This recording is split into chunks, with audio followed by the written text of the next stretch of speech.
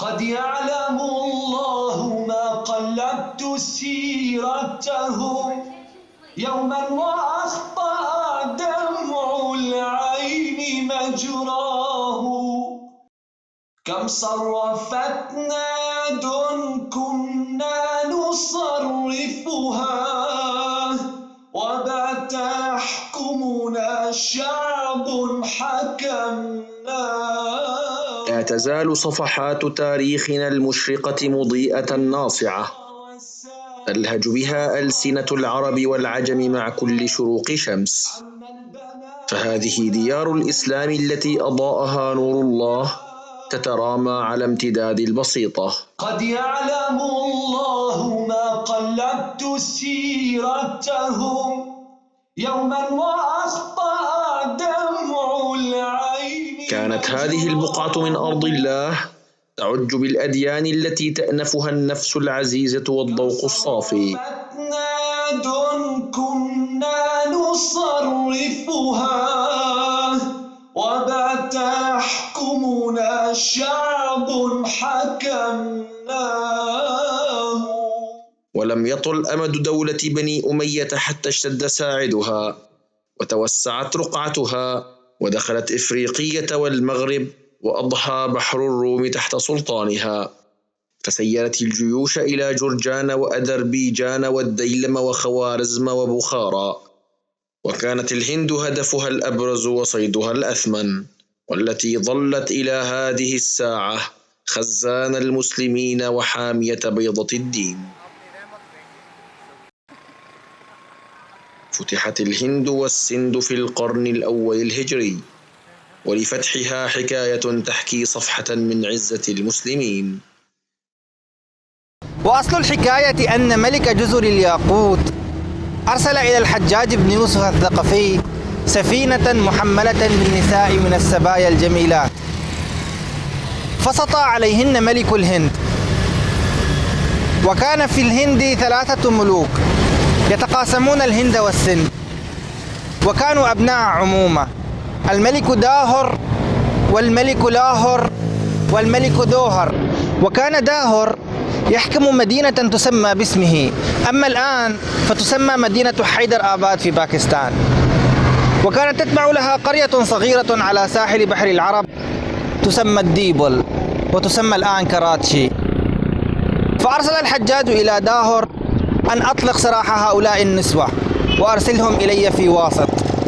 رفض داهر هذا العرض، وكان المسلمون يتحرقون شوقا إلى غزو الهند، فانتخب الحجاج بن يوسف لهذه المهمة فتى يافعا يبلغ عمره 17 عاما، هو ابن عمه محمد بن القاسم الثقفي.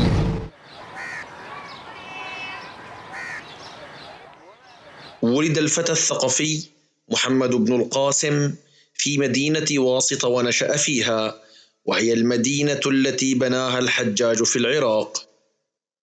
وفي سن مبكرة جدا تمرس ابن القاسم على جميع فنون القتال وبرع في الضرب في المنجنيق، وأصبح رغم حداثة سنه أحد 4 قادة في زمانه، هم موسى بن نصير فاتح قبرص، وقتيبة بن مسلم الباهلي فاتح بلاد ما وراء النهر، ومسلمة بن عبد الملك فاتح بلاد الروم. مهمة عظيمة يجبر أمامها عظماء الفرسان. انتدب لها الحجاج فتى لا يبلغ عمره 17 عاما. لم يثر هذا الأمر غيرة الفرسان العظماء فحسب، بل لأن الحجاج مول هذه الحملة ب60,000 درهم، 60 مليون درهم ل6,000 فارس، بواقع أكثر من 10,000 درهم لكل فارس. فانطلق جيش محمد بن القاسم وعسكر بشيراز في إيران حتى جاءه الأمر من الحجاج بالتحرك، فتحرك إلى مكران في منطقة السجستان أو ما يعرف الآن في بلوچستان في باكستان. وبينما سار ابن القاسم بجنده وجيشه برا، كانت معدات الحرب والحصار قد شحنت عبر بحر العرب إلى الهدف القادم. تحرك الملك داهر من مدينته في حيدر آباد والتقى الزحفان.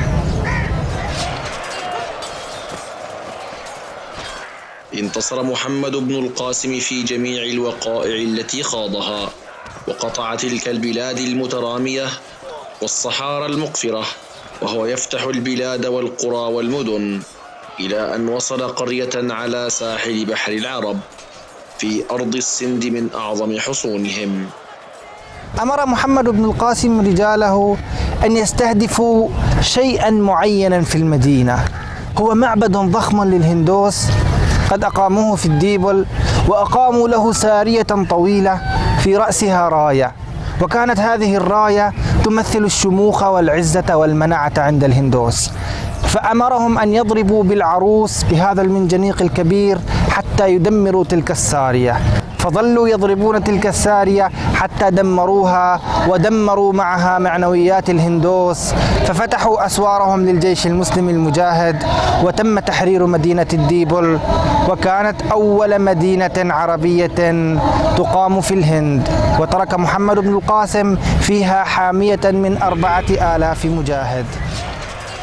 أجل السند ما كانت مهللة، وكان يخرسها حبر ودهقان،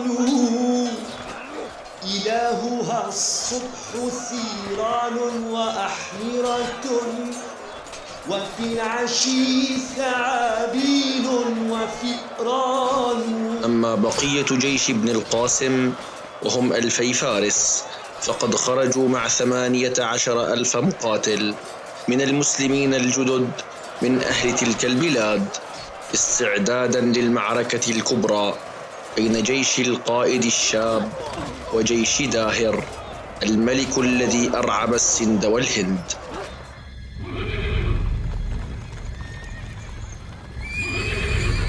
تحكي لنا صفحات التاريخ الذكاء الفذ الذي تمتع به هذا الشاب، حيث أنشأ سدا عظيما على نهر السند، واستدرج جيش داهر في مهران إلى موضع النهر، ثم فتح عليهم السد فأغرق منهم المئات وفرق صفوفهم وأمعن فيهم تقتيلا، وفتح من ديار الهند والسند ما عجز الإسكندر العظيم قبله أن يحرر خمسه.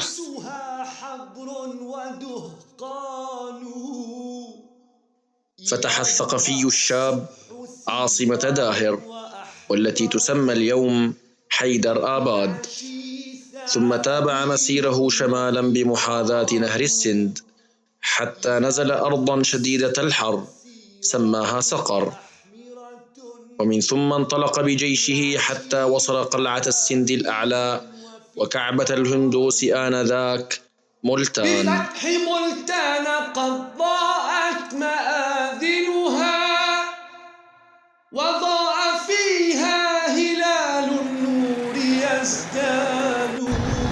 في وسط هذه الصحراء المقفرة حاصر محمد بن القاسم وجنوده هذه المدينة المحصنة، وكانت مدينة لها أسوار، واستمر هذا الحصار لمدة 9 أشهر، وكاد العطش أن يفتك بالجنود، فسئم محمد بن القاسم وقرر أن ينسحب، إلا أن رجلا جاءه وقال له: أنا أدلك على المكان الذي يدخل منه الماء إلى المدينة. وفعلا قام بغلق هذا المنفذ، فكاد أهل المدينة أن يموتوا عطشا حتى أعلنوا استسلامهم عام 93 للهجرة. وبعد ذلك دخل محمد بن القاسم فاتحا لهذه المدينة من بوابة محمد بن القاسم. بفتح ملتان قد ضاءت مآذنها، وضاء فيها هلال النور يزداد. دخل المدينة فوجد فيها صنما عظيما جدا، ربما كان مبنى ليس مجرد صنم، كان يخدمه 6000 شخص، وكانت أوقفت له عدد من الضياع والقرى، وكل خيراتها تحول ذهبا وتصب في هذا الصنم، وهذا الصنم يدعى سومنات. فأصر محمد بن القاسم على هدم هذا الصنم، وكان القرويون وأهل هذه المدينة يهددونه من أن غضب الإله سيحل به وأنه لكنه لم يأبه لهم فهدمه وأخرج من باطنه الكنوز والجواهر والدرر. ظلت ملتان المدينة ذات الأبواب السبعة منذ فتحها محمد بن القاسم عاصمته التي يتحصن فيها ويشن منها الغزوات التي وصلت يوما إلى حدود كشمير. وعلى عادة الفاتحين المسلمين إذا دخلوا قرية أمنوا أهلها، وعلى الرغم من صغر هذا الشاب إلا أنه كان يملك من الحكمة الشيء الكثير، حيث أنه عرف طبيعة هذه المنطقة وطبيعة السكان الرقيقة فعاملهم معاملة حسنة، لذلك أحبه الناس وتبعوه. قد يعلم الله ما قلبت سيرتهم يوما وأخطأ دمع العين مجراه. وبعد عامين من فتح هذه المدينة العظيمة جاء الخبر لمحمد بن القاسم بوفاة الوليد بن عبد الملك ومبايعة أخيه سليمان، وهو لا يزال في ملتان. كم صرفتنا دون كنا نصرفها وبات يحكمنا شعب حكمناه. وحصل ما كان يتخوف منه هذا القائد العظيم. انتقم سليمان بن عبد الملك من كل عمال أخيه الوليد ممن عينهم الحجاج، وولى على العراق رجلا يقال له صالح بن عبد الرحمن.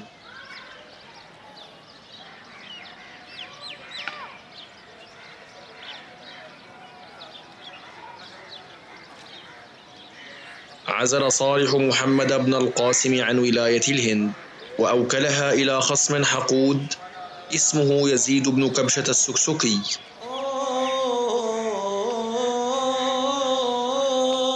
اقتيد محمد بن القاسم مقيدا بالأغلال إلى العراق ورمي في الحبس.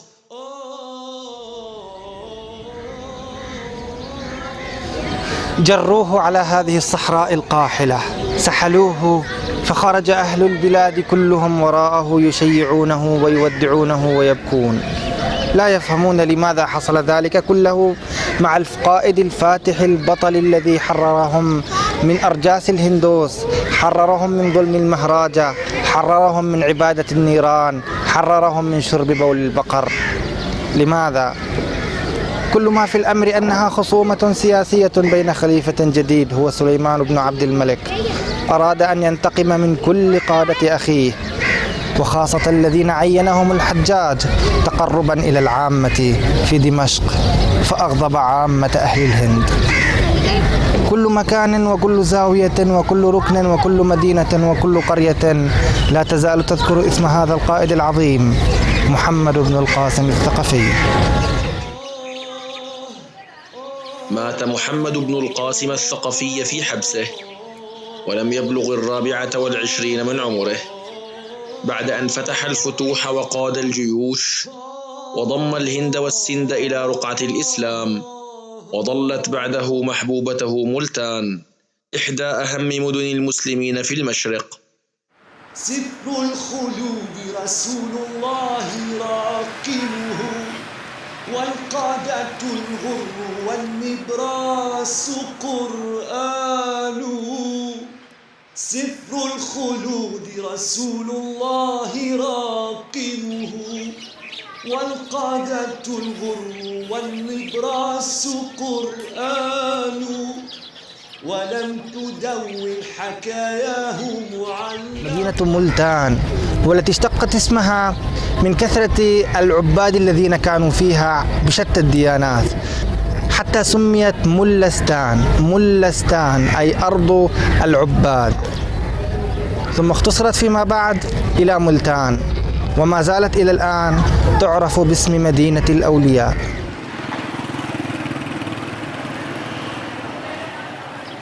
يقطن ملتان اليوم أكثر من 5 ملايين نسمة، وتعد مركزا للطريقة السهروردية في العالم.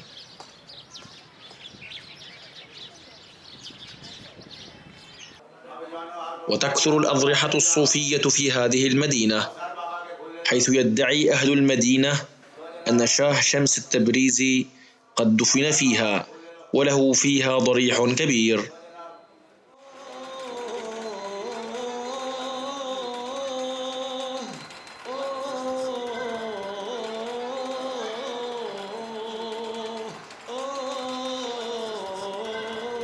ويعد الشيخ بهاء الدين زكريا شيخ الطريقة السهروردية، وظل اسمه رمزا لهذه المدينة، ويعتبر قبره أحد الرموز الشاهدة التي تمثل مدينة ملتان. وسميت كثير من مرافق مدينة ملتان باسم حضرة العلامة بهاء الدين زكريا، كجامعة بهاء الدين زكريا ومدينة زكريا تاون وقطار بهاء الدين زكريا وكثير من المرافق في هذه المدينة. جامعة بهاء الدين زكريا هي الجامعة الكبيرة الوحيدة في المدينة، وهي الجامعة التي درست فيها أنا شخصيا، درست فيها الصيدلة.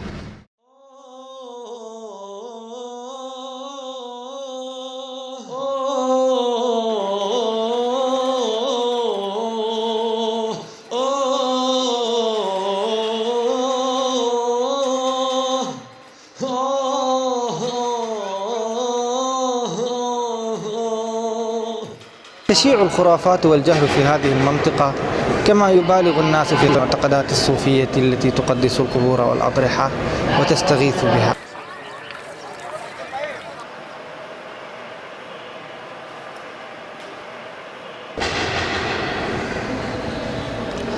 يتخذ هذا المقام رمزا لمدينة ملتان حاليا، وهو ضريح شاه ركن العالم، وهو حفيد الصوفي الشهير بهاء الدين زكريا.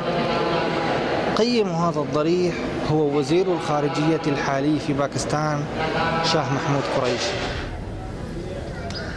كما تحتضن المدينة عددا من المدارس والمعاهد الدينية الكبيرة للأحناف الديوبندية والسلفية، كمدرسة قاسم العلوم وجامعة خير المدارس. ومركز ابن القاسم الإسلامي من أشهر مراكز تعليم الحديث والشريعة الإسلامية في ملتان وفي جنوب البنجاب.